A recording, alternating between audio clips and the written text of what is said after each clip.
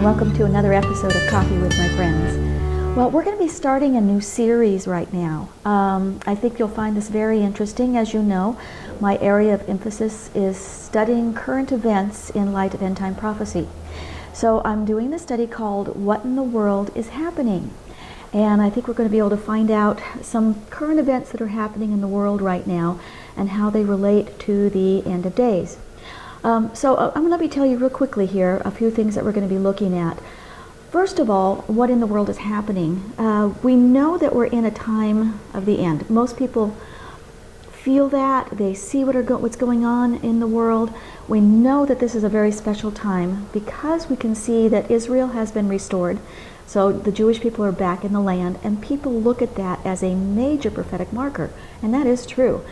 But there are other things that are happening in the world that those of us in maybe the Christian world or even the Messianic world may not be aware of because we don't understand the return of Yeshua and the restoration of all things from a Hebraic or Jewish perspective. So I'm going to be addressing some of these things not from Christian eschatology.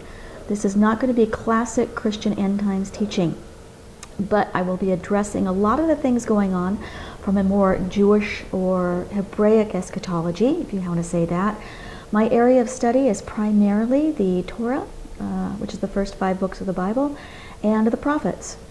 Also from the historical records, like 1st and 2nd Kings, 1st and 2nd Chronicles, and those areas. I don't really address a lot from Daniel or Revelation, which is where most of our Christian eschatology comes from, and not much Jewish eschatology besides Daniel.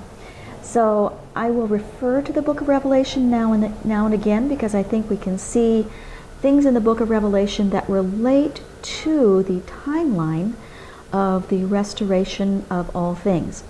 Now this is an interesting term I'm going to be using a lot. Rather than the end times or the return of Jesus or the second coming, I'd like to refer to this study as the last great restoration, or the beginning of the restoration.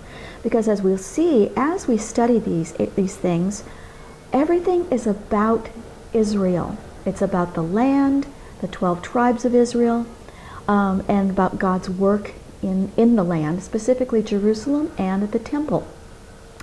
So in the end of days, God is going to restore all of these things back to His perfect plan. And that does include the restoration of the temple. So while we're going through all these things, those are the issues I'm really going to be addressing.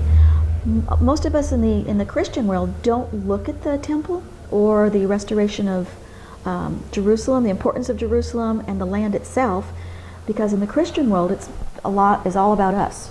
You know, it's about me, me, me. Jesus saved me, which is true. He did. But when you start studying end time things or the Great Restoration, you find that God cares a lot about the actual physical land of Israel. That piece of land is extremely important in God's plan for the entire earth. So Jerusalem, the land of Israel itself, the people that God has set over that land to maintain the land, which are the 12 tribes of Abraham, Isaac, and Jacob, and the restoration of the Davidic kingdom. So, okay, some of these things that we're going to be looking at.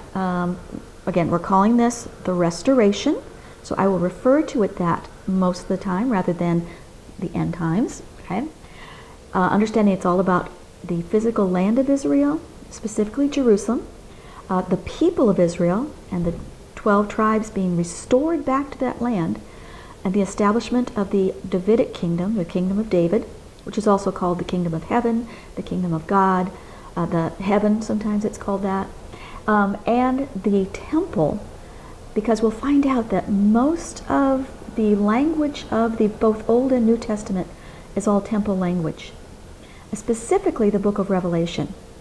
When you start getting into the book of Revelation, I'm beginning to learn more about these things. It's all temple language. It's about the destruction of the second temple as the harlot, and the pure first temple, which was the bride. Now, I won't go into a lot of detail on that at the beginning because I'm still learning a lot of these things, But as I learn, I'll be sharing with you some of the cool stuff about the temple. It's very exciting. And then the last thing we'll be talking about is the importance of, let's see, how do I put this? Much of what happens in the end of days is God is restoring the sanctity of his people and the sanctity of the land, both Israel and specifically Jerusalem. And when the sanctity of the land is attacked by the enemies of Israel, it's called encroachment. Encroachment would be the idea of, remember the story of Korah, when Korah tried to take over or challenged the priesthood of Moses and Aaron. God destroyed Korah by swallowing him up, and the earth opened up, basically, because he encroached on what God had set up as extremely holy. So encroachment is a really big term in the end of days. So we'll be talking about encroachment, the holiness or the sanctity of both the land, the people, and of Jerusalem and the temple, and how when God's enemies encroach on these things, it opens up a legal lawsuit against the nations of the world, and then Yah will fight for his people because of that lawsuit. So that kind of gives you an overview of what we're going to be talking about in this series. I hope you stick with us. I think we'll find a lot of interesting things on this restoration of all things, and we'll find out what in the world is happening. So join me in this series on Coffee with My Friends.